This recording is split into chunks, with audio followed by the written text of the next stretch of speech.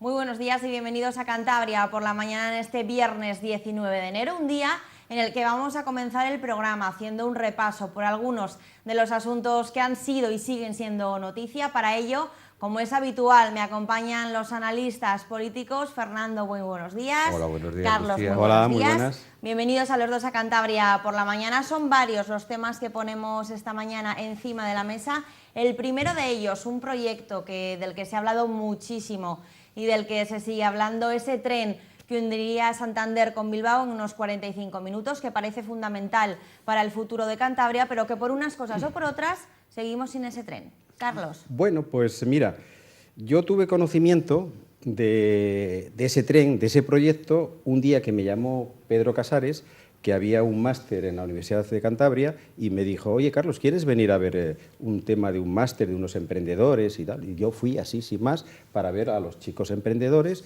y me senté allí. Y cuando ya habían dado y recibido todos los máster y todos los papeles y documentos, los chavales que muy ilusionados todos, empezó a hacer una conferencia el consejero Francisco Martí. Y yo dije, y la conferencia se llamaba Infraestructuras de Cantabria, como siempre. Insuficiencias de las infraestructuras de Cantabria. Y me puse a escuchar. Y de repente empieza a hablar de un tren diferente, costero, le empecé a llamar yo, que va de Santander a Bilbao, con unas paradas en Noja, Laredo, Casturdiales. Oye, y en ese momento, todos que estábamos en la conferencia, no se oía nada. Para mí era una innovación, era una cosa nueva, era diferente, y todos callaron. Luego terminó, empezó a hablar y seguía, y hubo preguntas, y lo que me llamó mucho la atención también de Francisco Martín es que nos explicó con datos suficientes de que para Bilbao iban 50.000 coches y para la meseta iban 9.000. Y solamente ese movimiento de coches de un sitio para otro requería más fuerza, más infraestructura para aquí que para allá. Pero es más, es que después sacó otra palabra muy maja que dije, es que los políticos tienen que pensar para pasado mañana y no para mañana para buscar los réditos políticos. Y dije, hombre, este hombre es un político porque quiere pensar para pasado mañana, para ti, para tus nietos. Es decir, hacer proyectos de futuro. Bueno, y dije, salimos todos y me dije, bueno, un proyecto más y se acabó el asunto. Pero hete aquí que un mes y medio después se presenta en el Bahía otra vez el proyecto. Lo presenta el PRC con el apoyo del Partido Socialista Obrero Español.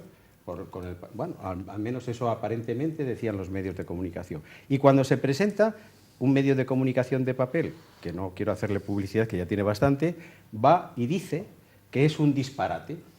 Y yo rápidamente, Cantabria Liberal, la digo a Dori, la digo a la chica, oye, buscadme, ¿ha dicho eso el ministro Íñigo de la Serna que es un disparate? Y por ninguna parte salía lo del disparate. Digo, yo no creo que fuese invención del periódico de Marras, pero me lo puse en tela de juicio. Ahí quedó el tema. Porque yo no creo realmente que desde Fomento una propuesta de esta envergadura se responda sin más con es un disparate. Yo creo que tendrían que reunirse el PRC, el PSOE, el ministro de Fomento, en una mesa y hablar de ese proyecto. Pero ¿qué ocurre, Lucía? Que no. Que no, ¿por qué no? Porque igual que no tenemos el AVE, porque lo tienen otros, aquí pues no lo tenemos, pues porque la orografía, dicen los técnicos, imposibilita tener el AVE, y aquí dicen también, han dicho, que es muy difícil poner este tren costero porque económicamente no es rentable. Es decir, que Cantabria no tendrá ni un AVE ni un tren costero, tengo que decirlo, y soy drástico en la opinión.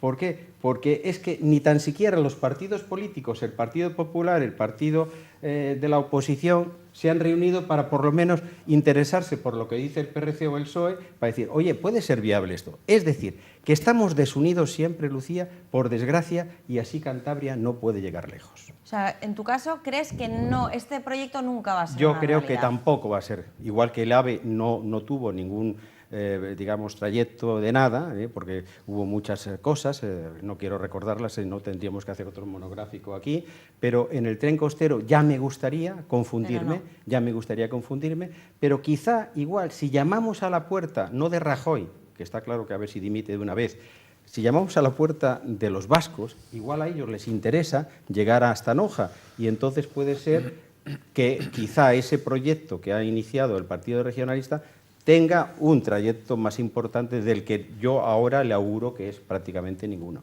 Fernando, ¿coincides en esa opinión tan drástica que tiene Carlos Madalena? A ver, no por aportar algunas cosas, digamos, nuevas, ¿no? Sin quitar méritos al consejero de Industria y Turismo, Francisco Martín, que es un buen político, es decir, no es una idea novedosa. En Cantabria se ha discutido bastante, aunque yo creo que no es suficiente, de la necesidad de comunicar Santander con Bilbao, que son 100 kilómetros, por debajo de una hora. No entremos en el detalle 45 o 50, es decir, son 100 kilómetros y sería competitivo un tren de mercancías y de pasajeros que uniera Santander con Bilbao en el entorno inferior a una hora. Yo recuerdo que un ministro de Fomento reciente que puso el énfasis en la necesidad de que Cantabria se comunicara con Bilbao, Santander en este caso, esto que yo llamo siempre mirar al este y no mirar al sur, esta obsesión que tenemos los santanderinos y los cántabros de mirar al sur, olvidándonos de que una de las ventajas que tenemos los cántabros es ser vecinos de los vascos, ¿no? Expliqué en su momento que era una fuente inagotable de votos de los conservadores el antivasquismo, pero que en términos económicos es un desastre. A Cantabria le va bien cuando a Euskadi le va bien, por tanto, aquello que yo llamo de competir y aliarse hay que llevarlo hasta las últimas consecuencias, ¿no? Por tanto, no es una idea nueva en el sentido de reciente, es una vieja idea rechazada por muchos como consecuencia, en mi opinión, de un componente político conservador que ha impedido que efectivamente priorizáramos las relaciones con el País Vasco en términos de comunicación y no con el sur, con Madrid.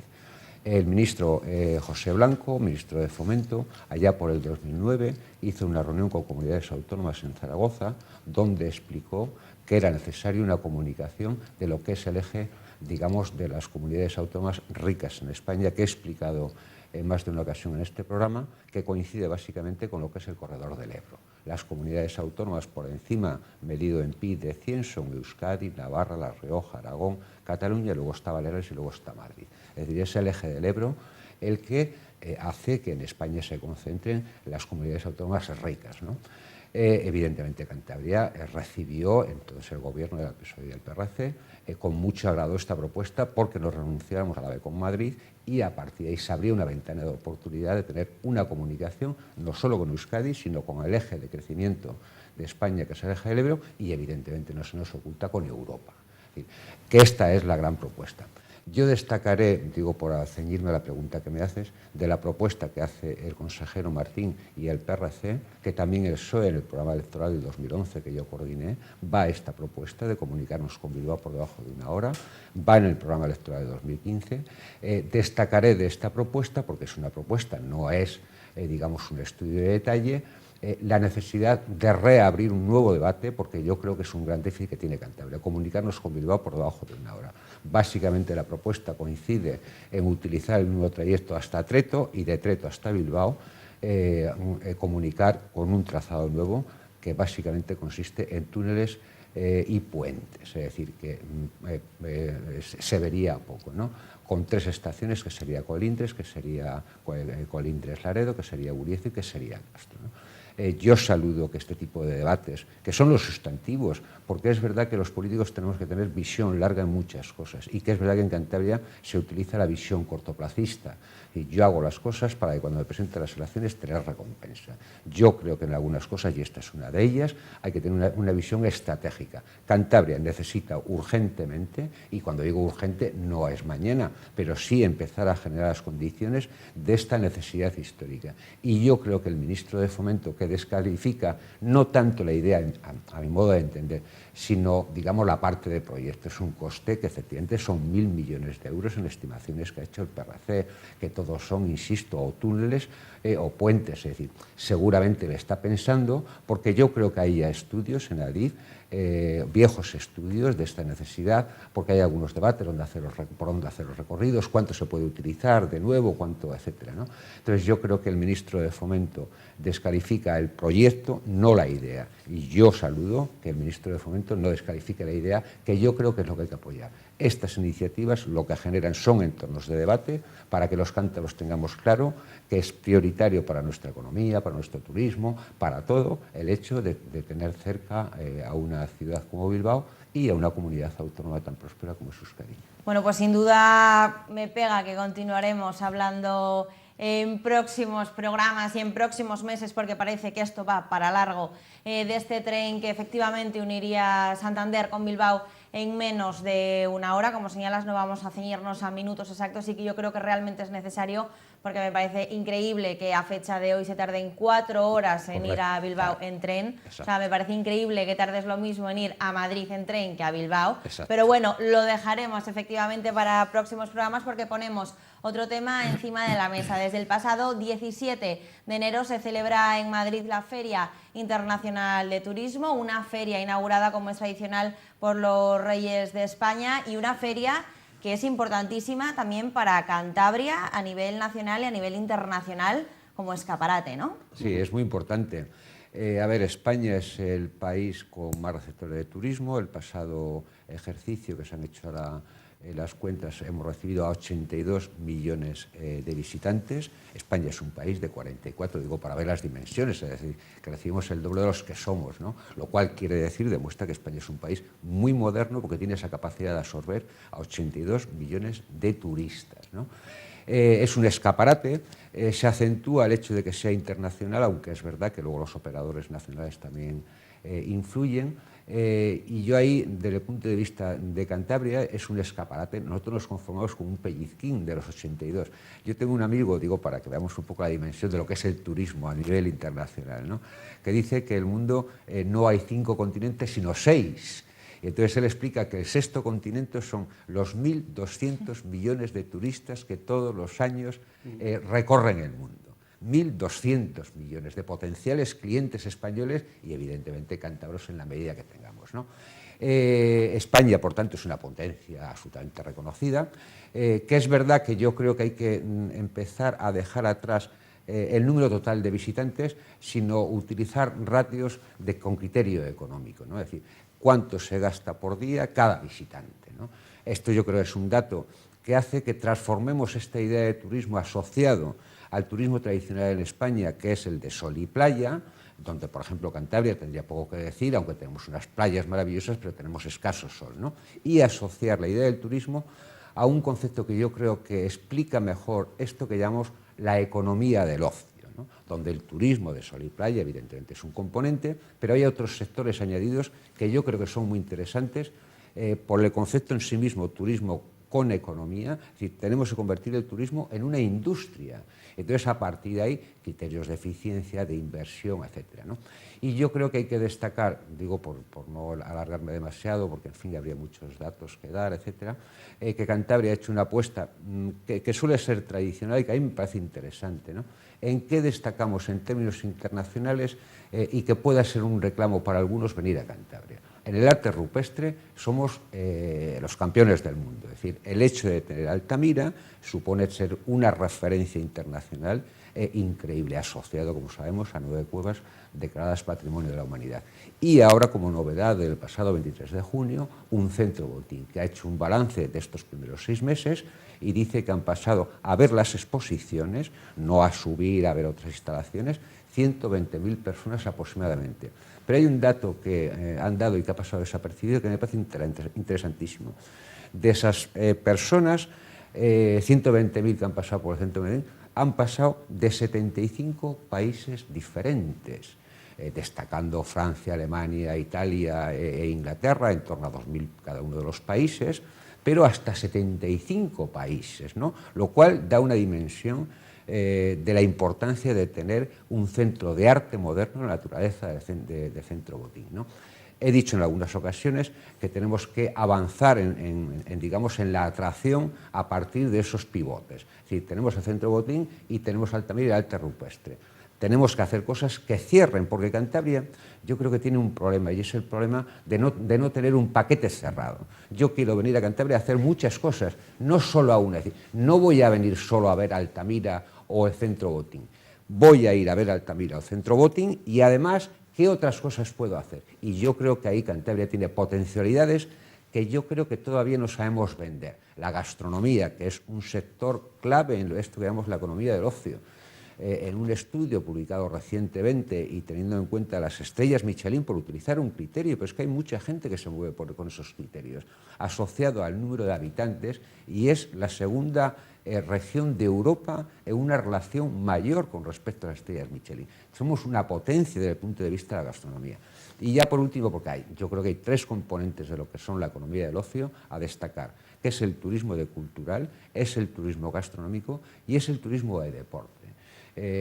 Daría para hablar al respecto de esto, pero nosotros, por ejemplo, tenemos un entorno que es la Bahía de Santander, que en mi opinión tiene un margen de mejora desde el punto de vista económico, de atraer gente a que hagan deportes náuticos, que es increíble. Solamente un dato: 17.000 italianos cogen Ryanair en Italia, destino Cantabria, Santander, para hacer surf en el entorno de la bahía. Es decir, estas son potencialidades que necesitamos urgentemente que sean asimiladas políticamente para convertirlo en una oportunidad de negocio. Esto, quien realmente me lo explicó a mí hace muchos años, siendo concejal del Ayuntamiento de Santander, fue Jan Abascal, que es un activo que, en fin, que lamento y siento que se haya perdido, porque es un activo no solamente deportista, sino económico, y lo tenía clarísimo. Fernando, la Bahía de Santander y de Cantabria, porque no solamente es de Santander, es de Astilleros, de Camargo, etcétera, es una potencialidad increíble, porque de los 365 días que tiene al año,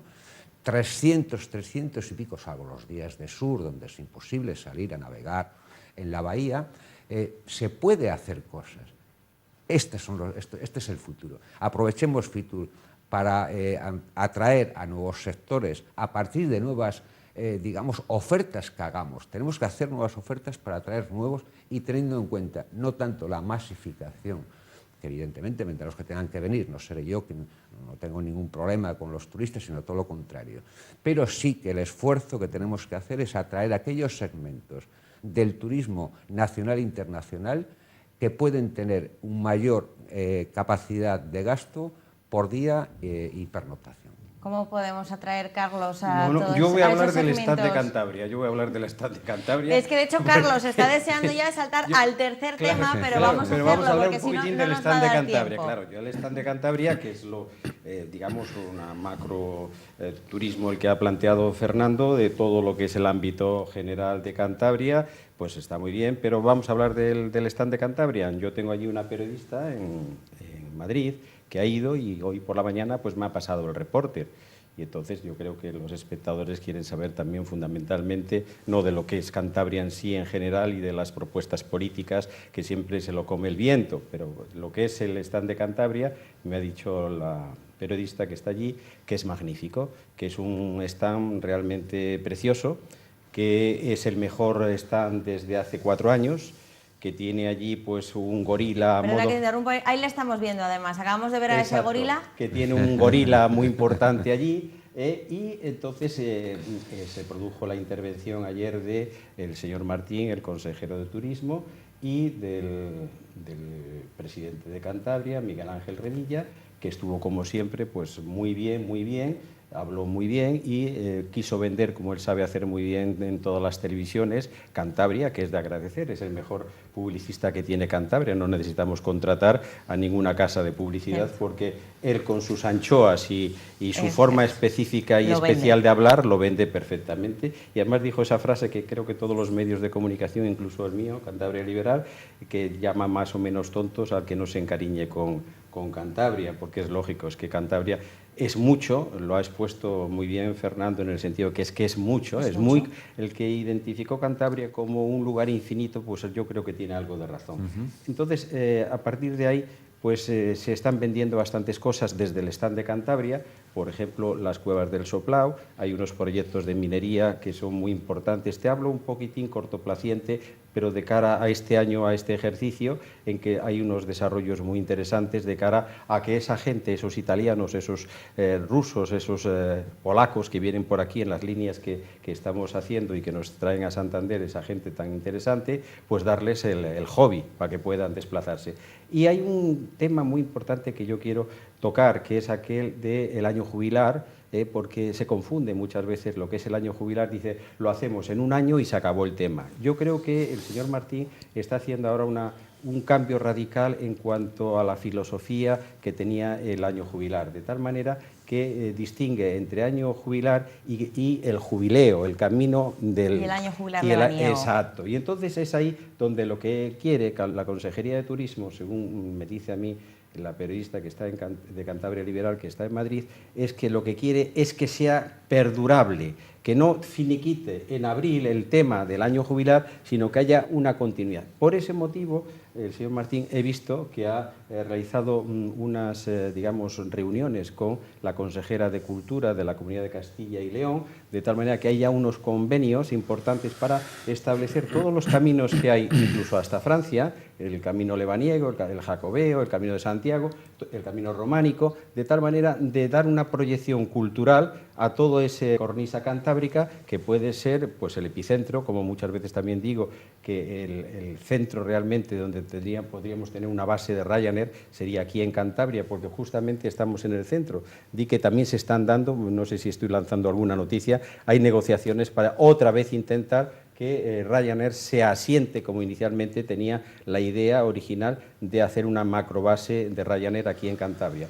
Entonces, lo que veo que el stand es realmente muy importante, es una proa para Cantabria, digamos, de que está comunicando lo que tenemos, porque además del Centro Botín, que es que ahora parece que se nos llena la boca lo del Centro Botín, es que la naturaleza viva que tiene Cantabria es lo que tenemos que defender. Incluso el denostado oso, que el otro día sacó un periódico que se estaba comiendo las colmenas. Digo, joder, coño, el oso se acerca a una colmena porque come miel, pero parece que ya están tratando de que hay que matar al oso, como también dicen, oye, regularicemos el urogallo, que se ha extinguido prácticamente, el lobo, protejamos un poco al lobo. Son hábitats que es nuestra naturaleza viva. En el País Vasco, por ejemplo, ya no hay osos, y aquí tenemos entre Asturias y Cantabria unos osos. Por favor, mantengamos, esa es la naturaleza viva que Cantabria puede exportar, que está muy bien lo del Centro Botín, que está muy bien el arte rupestre, que está muy bien muchas cosas, pero como no tengamos un